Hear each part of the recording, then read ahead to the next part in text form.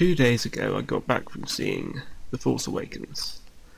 Unspoilery bit follows. My worst dreams and fears about The Force Awakens have been realised. It was a bad film. So bad. Oh my god. The EU truly lives on forever. All hail Mara Jade, bow down to the Nogri, I lay my sword with Kargatan, and stroke my Isalamiri forever. Also, how many people can cough in cinemas at the same time? And why are chairs linked together so that the fidgety kid next to you can vibrate you by changing position every 5 seconds? And why do people still talk over movies that they haven't yet seen? DVDs are the ultimate. You can pause them to talk to your buddy about what's going on, then resume. So windful. But never talk the first time you're seeing something, damn it. Okay, so here's where I be spoilery. Review. The film was very weird, very un-Star Warsy to me. I'm a fan of the EU, coming from a position of always feeling we already know what Luke and Co did after Return of the Jedi. It was the Truce at Bakura. Or if you'd like to skip a lot, the Thrawn trilogy. I also tend to take PC games as a large part of my focus for what Star Wars should be like, namely things like Jedi Knight, X-Wing vs TIE Fighter, X-Wing Alliance, things like that. So how about a point-by-point chat about what I saw? The opening titles looked kind of plasticky when they appeared, somehow devoid of grain, or something visually was going on that was out of place. The opening scroll set the scene with unexpected plot details I hadn't yet thought they'd go with, such as the First Order hunting Luke, and the Republic still being a thing. 2. Immediate first impressions of early scenes. I had that sinking feeling, but in my head like, I'll roll with it, I'll see how it goes, maybe it'll pick up, when I saw the cut from the title crawl to the starship eclipsing a planet. I believe there was a stormtrooper transport leaving for Jakku. Kylo's and Phasma's voices I thought were a bit silly. At one point Kylo force pauses a laser bolt, and that didn't seem like it should be a force power, especially for a force newbie like Kylo is. Max von Sydow's character isn't really explained, other than he's someone from the past we're meant to know. The stormtroopers killing everyone was really child-friendly. I know it's meant to be like a Universal or PG movie, but it seemed like they were dumbing down for the kids. BB-8 was obviously the cute focus of the piece, but sadly he eclipsed many of the characters he, she, or it was talking to. Did droids have gender? I don't know. It was nice touch seeing a stormtrooper, later found out to be Finn, comforting another dying stormtrooper. It was also a cool moment having Kylo turn to Finn while leaving the battlefield to eye him up, but unfortunately gave too much of an allusion to a Sith spotting another Force user, which turned out not to be the case. 3. Poe is captured and taken on board the Wide Boy Star Destroyer. I'm saying that because I do not know the Star Destroyer's name in this. I had no sense of character building for General Hux here.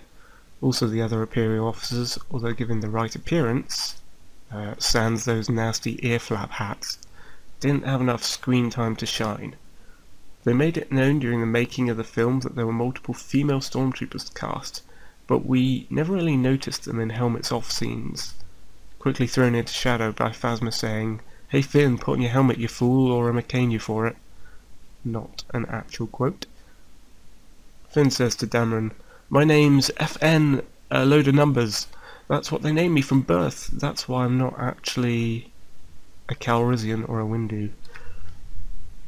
Finn is way too sudden and decisive and easygoing about wandering out of a Star Destroyer and his former Imperial life after his very first act, or misdemeanor, as Phasma mentions.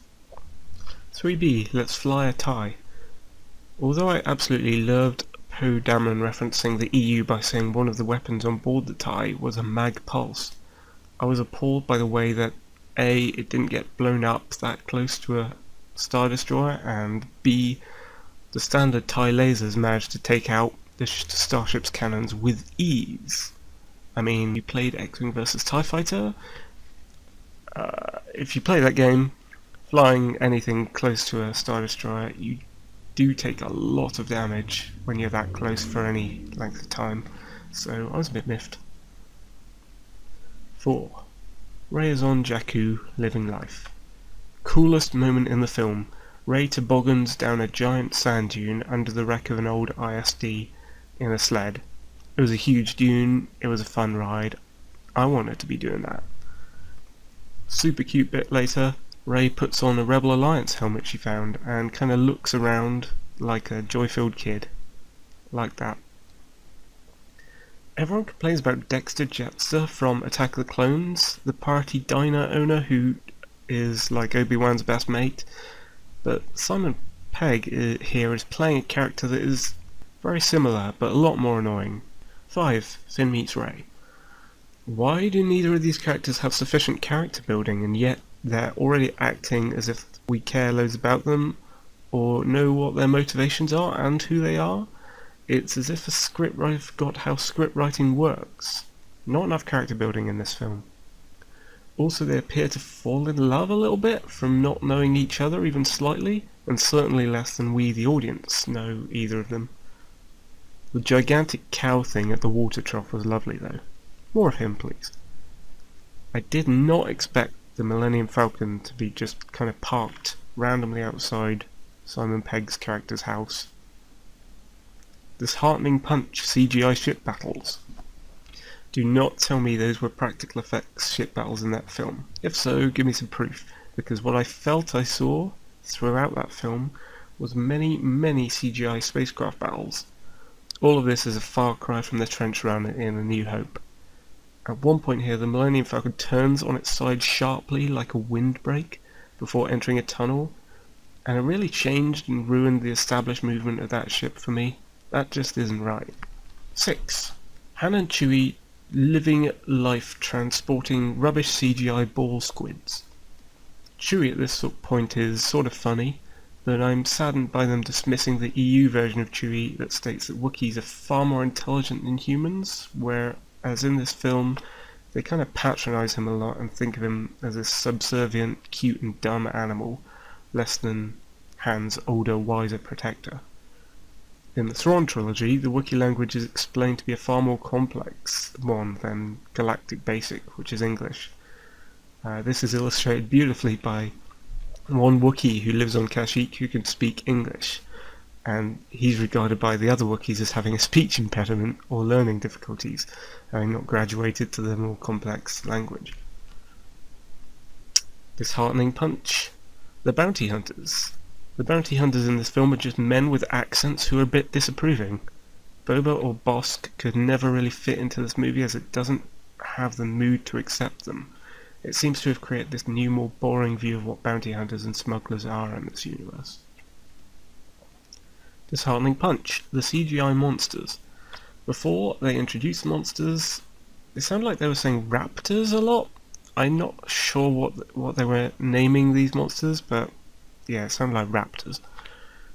So there are fat rolling squids in this movie, bit like in Prometheus, but even more fake, and in overly flexible CGI. They easily kill several bounty hunters, but when they go for Finn, he stays alive for ages, nothing really happens to him. It's around about this point we found out that Rey's incredible skill is looking at CCTV cameras and connecting them with real-life events. Closing spacecraft doors to run interference. She's kind of wasted as a scavenger when she could be a fast-acting spacecraft hull breach repairing tech. I guess it's a less fun job though, although scavenger does sound quite a lot like unemployed in this universe. 7. Starkiller Base and the Order. Now, I may have got the order wrong here, no pun intended, but I think we often cut back to the First Order base between all these other scenes, so let's talk about that. Kylo Ren has a fun moment scaring an Order officer by waving his lightsaber around and smashing a console while angry. He has tantrums like this a lot. It's not as threatening like when Vader does it. Side note, hardly anyone ever mentions Vader in this movie. I think it happens about twice, and one where Kylo is like, "Grandfather!" I had to think about that for a bit. At first I thought it was Luke's son. Turns out it was Han's, and the family connection goes through Leia. I don't like the Starkiller Base. I don't like that it's just a new Death Star. It looks like one, it has a trench. They literally say it's one, just bigger. It appears to destroy a bunch of unknown planets, as well as either Coruscant or some moons floating above Coruscant that the populace can see. I didn't even expect to see that planet in this movie, but there it is. I think it's just dumb to bring back the Death Star, especially when I read fake leaked script a while back for The Force Awakens that was actually better than this. Basically showed that Leia's rebels had a worse super weapon and that she was forced to use it on the Second Empire, all but wiping them out and becoming essentially her own kind of villain. Perfect idea. Well, okay, maybe not perfect, as it still involved giant super weapons, but better. I didn't like that Kylo thought the light side was calling out to him. Also, come to think of it, they never did anything useful with the concept of the Force Awakens. What awakened? And the concept of the dark side and the light side awakening, as Snook puts it.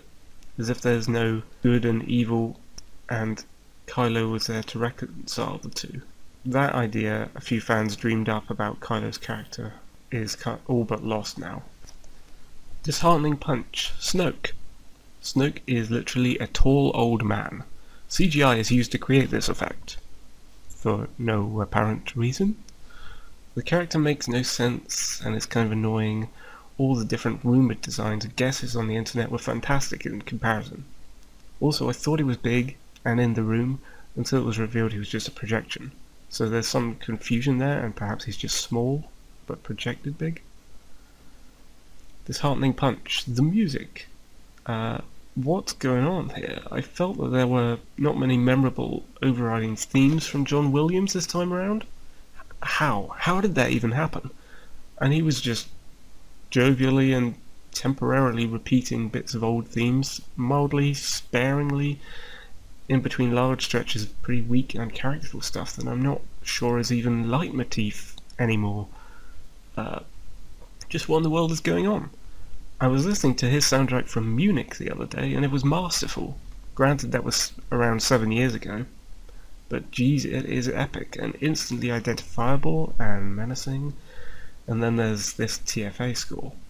I want more punchy film music these days that is distinctive and just gets you, and is replayable, characterizes a scene. Think Dread, Tron Legacy, or Mad Max. I don't know what happened here. So 8. They all go to not Yavin and meet a tiny grandma. Maz Kanata's palace on the planet of Finland is where they go next. It wasn't really anything like what I expected from the cantina or Jabba's palace style area. You hardly got to spend any time with the various prosthetic creatures, or listen to them chat, or even see any sinister bounty hunters with ulterior motives patrolling around the outskirts. It was basically a very mild-mannered pub full of creatures the cameraman was happy to ignore. Looking around me at the cinema, packed full with the audience as it was, with many people coughing, snogging, fidgeting kids, many people standing up to take loo breaks and whisper chatting over the film, I thought the on-screen aliens in that place looked pretty normal and sedate in comparison. Disheartening punch. Maz makes flashbacks happen. Why are there flashbacks in a Star Wars film? What are you thinking? Are you Christopher Nolan? Yeah, I didn't like that. Did Maz Kanata need to be CGI ever? I don't think so. I think you could do that with a prosthetic creature. Did Maz create a Yoda nightmare cave around Luke's lightsaber box, despite not being a Force user, so that the scriptwriters could make her into Yoda too? I think that was the intention, somehow. 9. Maz castle falls down. I was sad to see that the Baton Stormtrooper was clearly male. I thought it was going to be one of these, cast, known female Stormtroopers. He shouts betrayer, and even though he and Finn know each other, there's absolutely no explanation of how they know each other, As before, no character building, no prior exchange where the stormtrooper friends chat to each other in the locker rooms or in a school class. I'm not trying to turn this into a high school drama, but Imperials, Rebels, pilots in particular, feel like they should have this sense of closed circle community together. So, we've no idea what their shared history is or what led up to this moment. How does the Stormy even recognise Finn as an ex-Stormy to say betrayer, if they didn't know each other before? The Stormy must have known that this random lightsaber-wielding guy on the battlefield was the same one he'd known in uniform days earlier. So why not flesh out this relationship? 10. New X versus new ties. As aforementioned, this is another spacecraft battle with far too much CGI. It was just horrible to watch, just horrible. Everything was wispy and flashing and glowy and smashy with absolutely no sense of weight or substance to it, no mass, non-existent physics and cameras doing impossible things. Instead of assuming the role of cameras based on possible point of views, like bystanders, pilot size, static viewpoints with pans, we were instead wisped on a journey of a godlike camera that could do anything it bloody well wanted, which is common these days and awful. 11. The Rebel base at RAF Sumfield in England. The camera never lingers too long at the aliens at the Rebel base, and Admiral Akbar is more of an afterthought than a clever tactician that shows off his knowledge and cunning in battle planning. Mia Num is seen for a tiny amount of time, not doing anything in particular. Leia is massively underused in this film. There's none of her behind-the-scenes humour, Carrie Fisher has, nor the imposingness that her new general title hints at. C-3PO is an excellent little comic intrusion, but again, really underused, in that he could have been an impressive and dramatic character. He could have had this character arc and live up to the sad droid Ralph McQuarrie painting, hopefully you've seen that he was based on, and that Anthony Daniels loved. All it would take was R2-D2 giving him his prequel memories back and giving him a mental breakdown when he realised he belonged to Darth Vader. But for some reason, everyone hates Anthony Daniels and won't let him do more or become more than this funny, bickering English butler. I wish he could do more. Disheartening punch. What even is the Force now? Rey magically begins becoming Force sensitive, and through a matter of hours, not training, not learning, she just magically gets Force powers, which seem to rev up and build, according to Kylo, every moment since she started using them first by resisting his Jarek-esque Force mind probing. She's seeing visions and flashbacks, what? Using Force persuasion on guards, and becoming an ace lightsaber duelist with no input. In this movie, Han says jokingly, "That's not how the Force works." Well, what Rey is doing here sure shows us the Force works very differently in this movie to how it ever did in the other movies. 12. Kylo as Ben Solo goes light till it gets dark outside. The Solo thing was obviously going to happen, the sun, the death style, all of it. Sad thing was the hint of Kylo being on the balance between dark and light, that I certainly would make the awakening make sense. But they could have done so much more with that, and had it been presented differently, such as the perceived evil guy who's actually doing good against Luke and Leia's perceived good commanders who are actually doing bad. Luke blew up the Death Star. That's genocide, right? That's a mass kill. And I love the idea in this fake leaked script I found of Leia using a super weapon. So many good ideas ignored in favour of rubbish ones. The fans came up with quite a few as well before the film came out. Disheartening punch. The ending scene. So Rey has finally arrived in Ireland, an Irish island I guess, to see Luke, and even though she's a total stranger to him, this seems a good point for her to point the business end of his old lightsaber back at him in kind of a threatening way and stare at him for ages while a helicopter camera encircles them both.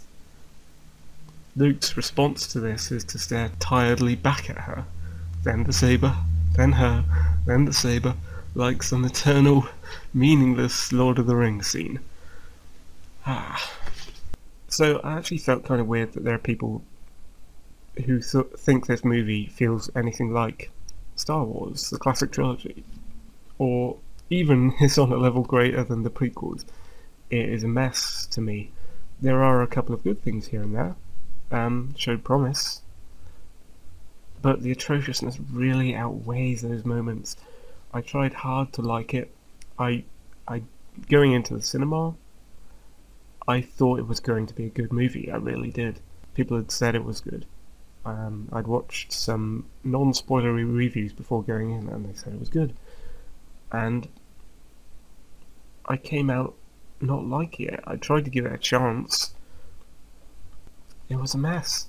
The world of the EU, the expanded universe, the books, the games, the comics written before 2013,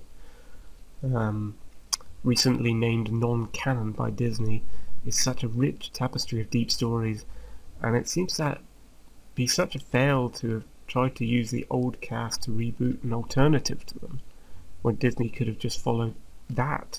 So, I mean, there we go. Thank you for listening.